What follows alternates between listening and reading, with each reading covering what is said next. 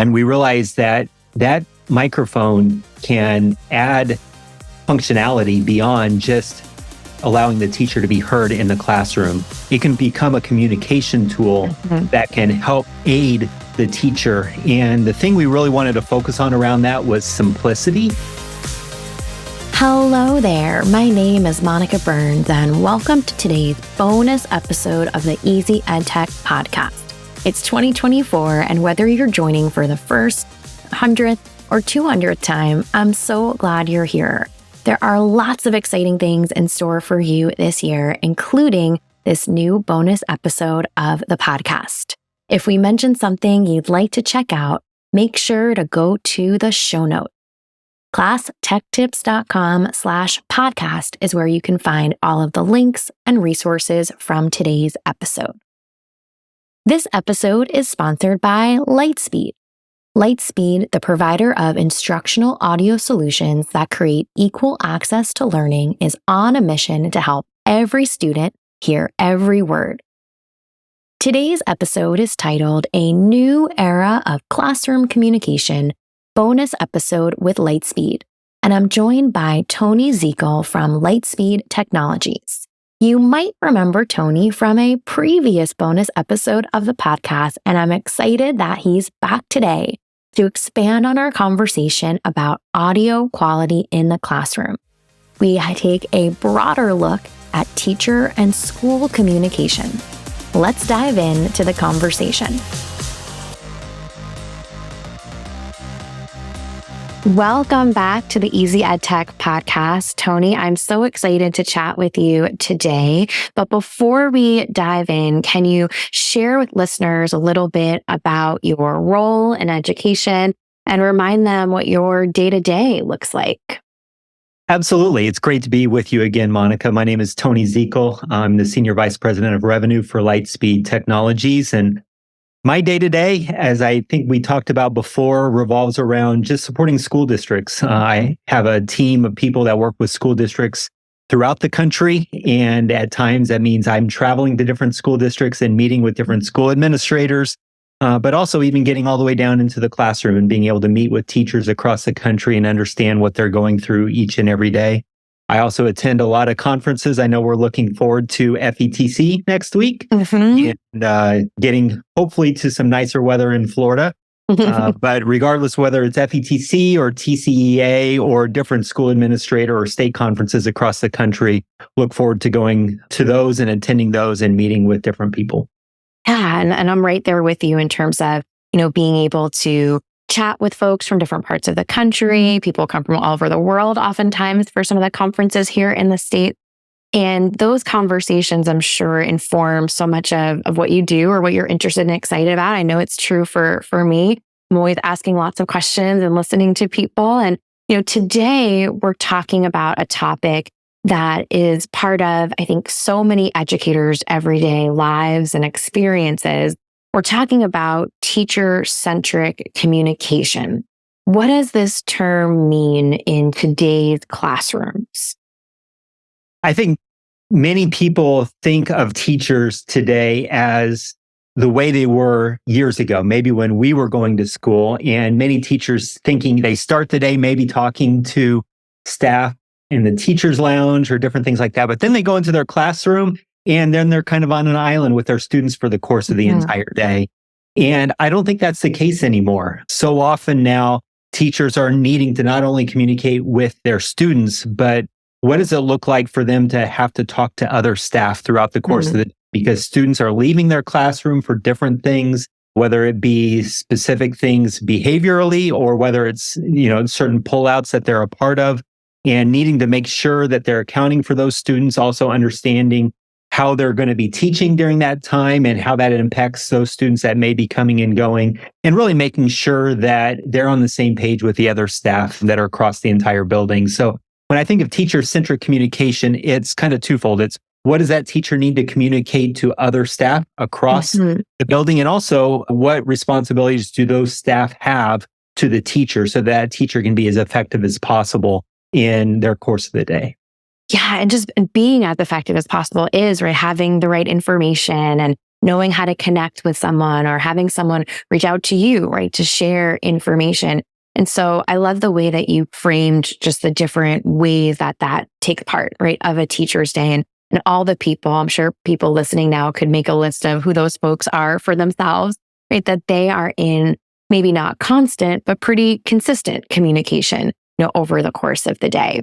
Now, last time we worked together, we talked a lot about audio and audio quality, and I really found it to be a fascinating conversation. We'll link out to the episode that we did together last year too.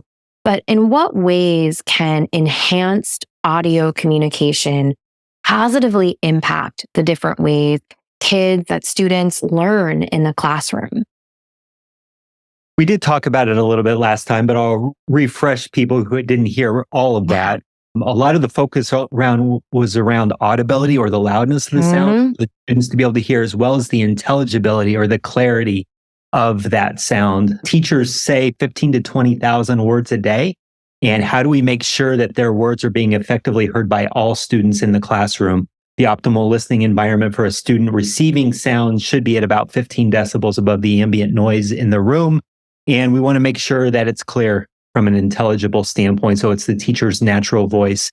It allows the teacher to create a better climate in the classroom, allows them to use their regular conversational voice, allows them to be heard no matter how they're positioned in that classroom. And, one of the things we also maybe didn't talk about as much about last time was how multimedia plays a factor in that as well. How do we make sure that if there's a educational video that's being shown to the kids, or if there's another person that's communicating, maybe even virtually, to those students, how do we make sure that they're effectively heard in the classroom?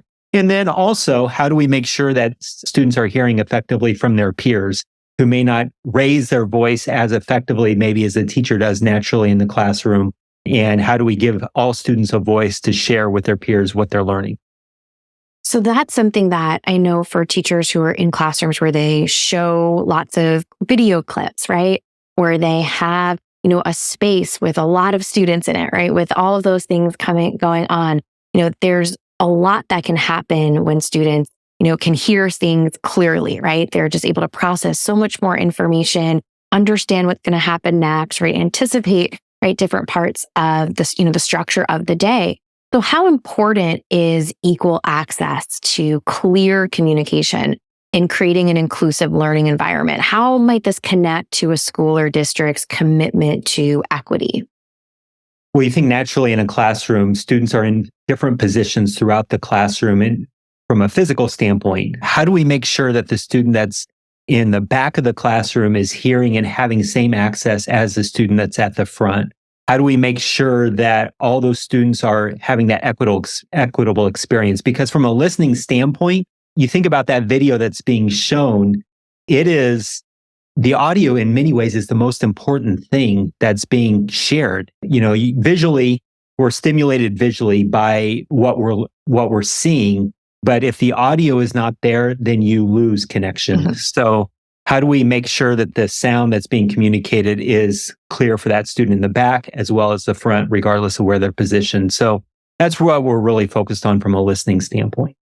And it's interesting too, just the timing of our conversation today. I was at an event in Florida this past weekend where equity and technology was such a large focus of the conversation. And we talked about access and what device use looks like and broadband, and some of these pieces that often come up in the conversation. But even the way that you're framing something like this around an equity conversation, right? What does it look like at a classroom level, just for everyone to be able to not just see what's happening on the screen, but really hear it clearly? So I just think that's such a great reminder for anyone who is talking about equity in education to look at these different layers of how we're all interacting with technology and how, some of us might take for granted, right? When we do have quick and easy access to something until we're in that moment when we're like, wait, I can't hear that, in the other side of the space that we're in. And maybe there are students who aren't, speaking up in the same way or don't have that sense of agency to say, like, this isn't clear, or that's not coming through for me. So I really like that lens that you're framing this in. And, as I mentioned last year, we talked about that audio quality piece. how has Lightspeed progressed or evolved since our last conversation about audio quality in the classroom? What we're doing in terms of our technology innovation is continuing to think about the teacher and the role of the teacher in the classroom. And we realized, one of the things we really highlighted was the microphone that's around that teacher's neck. Yeah. And we realized that that microphone can add functionality beyond just allowing the teacher to be heard in the classroom. It can become a communication tool that can help aid the teacher. And the thing we really wanted to focus on around that was simplicity for the teacher, because when it comes to technology and everything that the teacher's responsible for, how can we continue to make it really simple for the teacher to use? But also mobility. We realized by having that microphone around the teacher's neck and the teacher walking around from a physical standpoint, that we might be able to add some functionality that can make it really better for them to provide communication from a mobile standpoint. And then also immediacy. How can we make sure that we are providing immediate help for the teacher? And what I mean by that is this.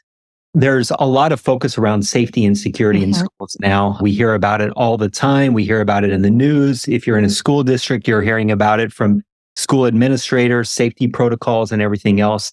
And what we realized was that we could add some value in terms of providing better communication. Yeah. And that could be something as simple as a silent alert notification, being able to integrate our technology with the safety and security components or the emergency technology that's a part of the school, and being able to provide a silent alert notification directly from the microphone. But it can also have additional meaning. In some cases, that could be like a panic button if a teacher's not safe. But it could also mean that, hey, the teacher is safe. There's a check-in button that affirms that the teacher is safe with all of their students safely in their classroom.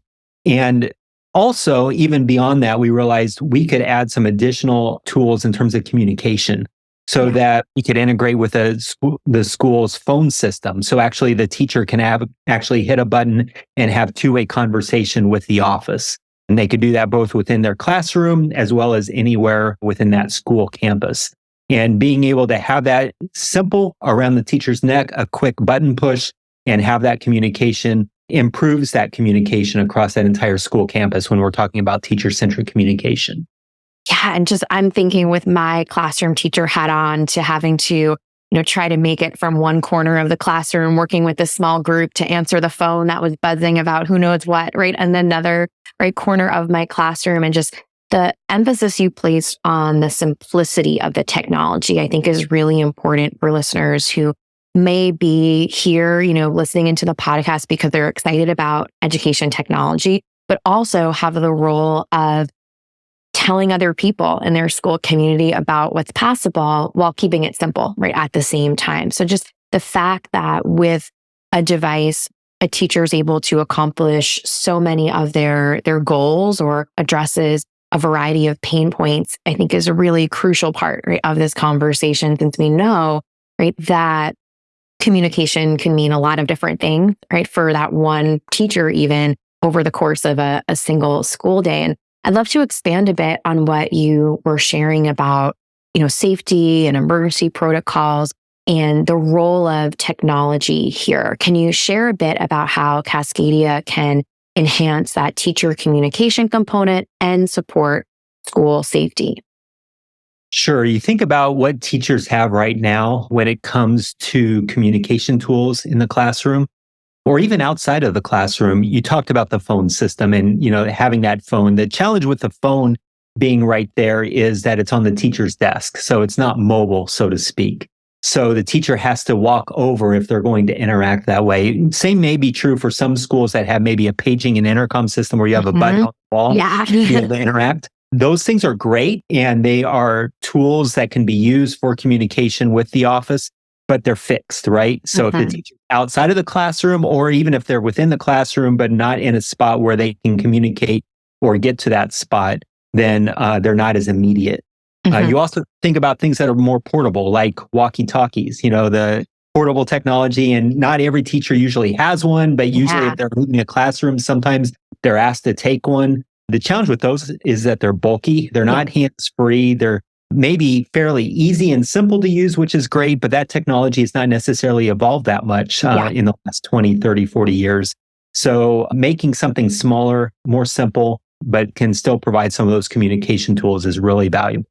Yeah. And just that portability, the opportunity to move around a space. You said the hands-free, right, aspect of this. Anyone, whether you're in an elementary or secondary role, right, there's just a lot going on, and that one more thing to grab or that one more thing to look for, right? You might not, want to shave off those minutes, right, as you're moving around or needing to speak to someone about something. So since the launch of Cascadia, what kind of feedback have you received from administrators and schools who are implementing this type of technology? Well, we just launched it on our website last week, but we have been talking to school districts about this technology really for the past 6 to 12 months. Okay, great. And we've had really great interactions with them, thinking through their own safety and security protocols and where we fit into that, being able to integrate with their existing technology that's within the school and being able to add that value. I think in many ways, our innovation tied to this has been created at the demand or the request of instructors, teachers, school administrators, as they see that, hey, that teacher has a microphone around their neck. How can we add value to that? And Lightspeed, how can you add value and support us further in our communication models? I think that's such a testament to addressing a pain point, right? That people can identify, right? They can tell you what they need, and they can even see, right, that connection between a technology they've embraced, right, and works for them really well, right, in this other important way, right, but might be able to, and now can, right, address some of these other issues that they're seeing, across their campus, right, across their school building too. So, Tony, based on your experiences and insights, what advice would you give to an educator, to a school administrator looking to enhance communication and safety within their institution, within their organization? Well, I first off want to applaud so many of them that as I talk to them, they truly are seeking the best for their students and their teachers to really create protocols and structures in place to make sure that students and teachers are safe and are creating that positive atmosphere and culture within their classrooms. So the thing I would probably recommend is to continue to keep things simple for the teacher and don't add too much complexity because the teacher's day is already full and already challenging. So how can you make sure that the safety and security protocols are both things that will keep those teachers and students safe on a day-to-day basis, but not so overwhelming that they're difficult to comply with? And if you can make sure that you keep those things in place, teachers are going to be able to support them well and provide consistent communication regardless of what emergencies or even just day-to-day challenges that they face, so that communication is consistent. And keeping things simple, like you said, is such an important part of any new initiative, right? Or any program implementation, right? Something can be wonderful, but if it's too complicated and complex, right, nobody's going to use it. There's not going to be any retention there, people coming back to it. So that emphasis, like you said, on something that is doable, right? It's simple, yet addresses so many things, right, that are front of mind for educators in all different roles is just fantastic. So you mentioned FETC, but for someone who's maybe listening in on the go today, is not attending that event and wants to connect, where can listeners learn more about Lightspeed and Cascadia?